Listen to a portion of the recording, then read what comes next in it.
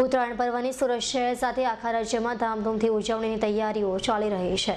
ત્યારે સુરતમાં ચાઇના દોરીનું પણ ધૂમ વેચાણ થઈ રહ્યું હોય તેના વિરોધમાં ઉધનામાં ભાજપની મહિલા નગરસેવકે અન્ય સમર્થકો સાથે મળી ચાઇના દોરીને બાળી વિરોધ પ્રદર્શન કર્યું હતું અને યુવાઓએ ઉત્તરાયણમાં પતંગ નહીં ચગાવવાનો સંકલ્પ કર્યો હતો।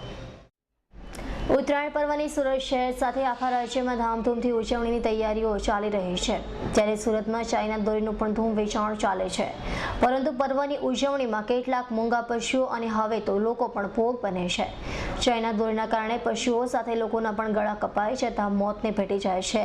ત્યારે સુરતમાં ચાઇના દોરીના વેચાણ પર પ્રતિબંધ હોવા છતાં પણ ધૂમ વેચાણ થતું હોવાના કારણે ભાજપની મહિલા નગરસેવક લક્ષ્મી ચોપારે સહિતના કાર્યકરોએ તેનો વિરોધ કર્યો હતો અને ઉધના 3 રસ્તા ખાતે ચાઇના દોરીની હોળી કરી ચાઇના દોરી પર પ્રતિબંધને કડક કરવા માંગણી કરી હતી। જ્યારે યુવાઓએ ઉત્તરાયણ પર્વએ પતંગ નહીં ચગાવવા સંકલ્પ લીધો હતો।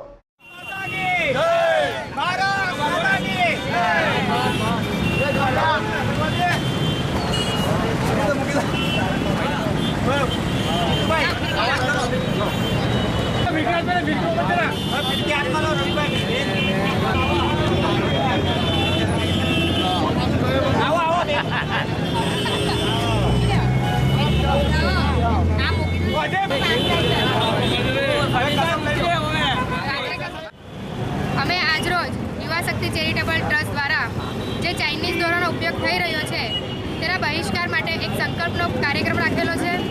આ ચાઇનીઝ દોરાઓ જે અત્યંત જ્વલનશીલ છે, જેના માત્ર એક ટચ કરવાથી પશુ પક્ષીને જે હેરાનગતિ થાય છે, જે મૃત્યુ પામે છે, કપાઈ જાય છે, તેમાં તમને પણ જાણ હશે કે ચાઇનીઝ દોરાના ઉપયોગથી મનુષ્યના જીવનને પણ કેટલું મોટું જોખમરૂપ નીવડી રહ્યું છે।